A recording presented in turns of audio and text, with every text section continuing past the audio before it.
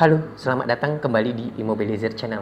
Pada kesempatan yang berbahagia ini, saya ingin memberikan informasi kepada teman-teman yang mungkin saat ini lagi bingung mencari antara mobil bertenaga konvensional, mobil bertenaga hybrid, dan mobil bertenaga listrik.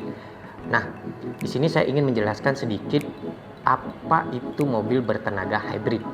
Nah, di sini ada beberapa poin yang nanti akan saya jelaskan kepada teman-teman, yaitu apa itu mobil hybrid, bagaimana cara kerjanya, terus jenis-jenis sistem mesin hybrid, serta manfaat apa yang kita dapatkan saat kita membeli mobil bertenaga hybrid. Nah, mungkin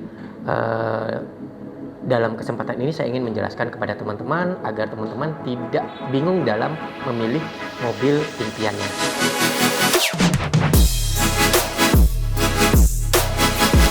Oke teman-teman, kita memasuki ke poin pertama, yaitu apa itu mobil hybrid.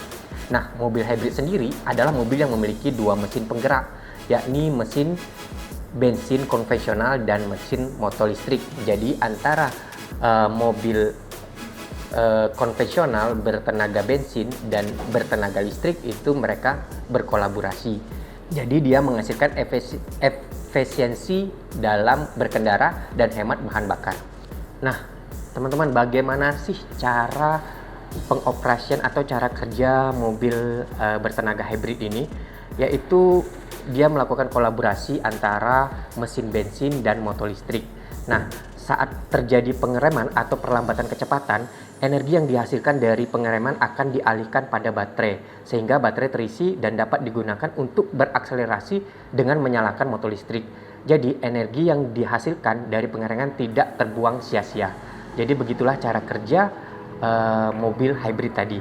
Nah, di Toyota sendiri itu ada yang namanya THS atau Toyota Hybrid System. Nah, Toyota Hybrid System ini, kedua motor listrik tersebut dapat menghasilkan tenaga untuk penggerak dan menghasilkan energi listrik. Ketika mobil bergerak pada kecepatan rendah, THS akan menyuplai energi listrik ke baterai dan mesin dapat berjalan dengan motor listrik.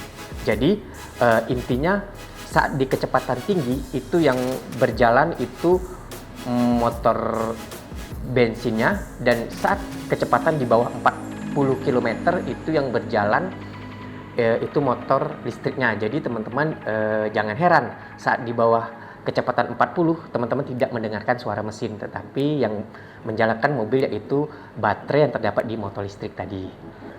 Nah, kita masuk kepada poin yang kedua, yaitu sistem-sistem yang terdapat di mobil hybrid. Nah, yang pertama yaitu sistem hybrid series, yang kedua yaitu sistem hybrid paralel, yang ketiga sistem hybrid series paralel. Nah, bagaimanakah cara kerja sistem hybrid series? Nah, cara kerja sistem hybrid series yaitu motor listrik sebagai penggerak utama, mesin bensin hanya untuk mengecas menambah daya motor listrik. Jadi, untuk penggerak roda atau penggerak utamanya itu terdapat pada motor listrik, tetapi mesin bensin hanya untuk mengalirkan daya aja kepada motor listrik. Nah, yang kedua yaitu mobil hybrid paralel. Mobil hybrid paralel ini yaitu motor listrik digunakan untuk menambah performa mesin bensin dan menghidupkan mobil saat start.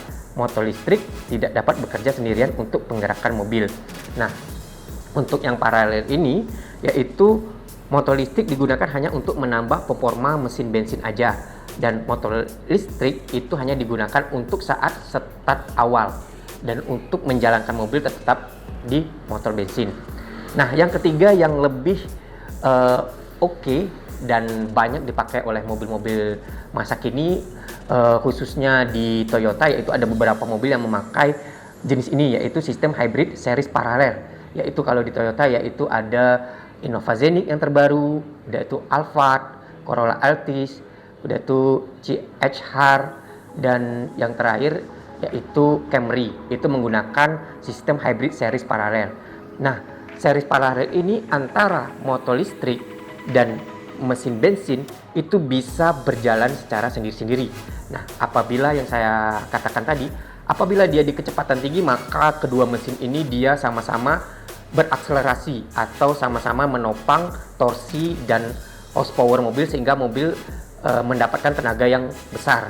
Tetapi saat kecepatan di bawah 40 km atau saat jalanan macet, maka mesin bensin itu tidak berfungsi. Yang berfungsi hanya motor listrik yang berjalan sendirian. Jadi itu yang bisa membuat mobil hemat bahan bakar, dan ya seperti kemarin sudah di tes ya, beberapa reviewer itu yang mobil terbaru Innova Zenith itu bisa mencapai 24 km per 1 liter. Itu sangat hemat bahan bakar, dan solusi bagi teman-teman yang ingin mencari mobil di saat harga bahan bakar naik dan sangat langka sekarang ini.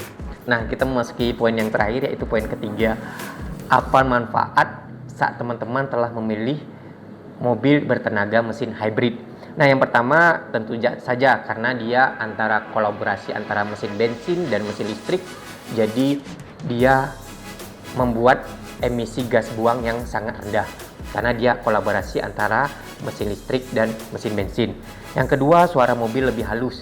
Jadi saat teman-teman di kecepatan 40 km, di bawah 40 km per jam, itu saat macet itu otomatis tidak ada suara karena yang bergerak itu hanya motor listrik.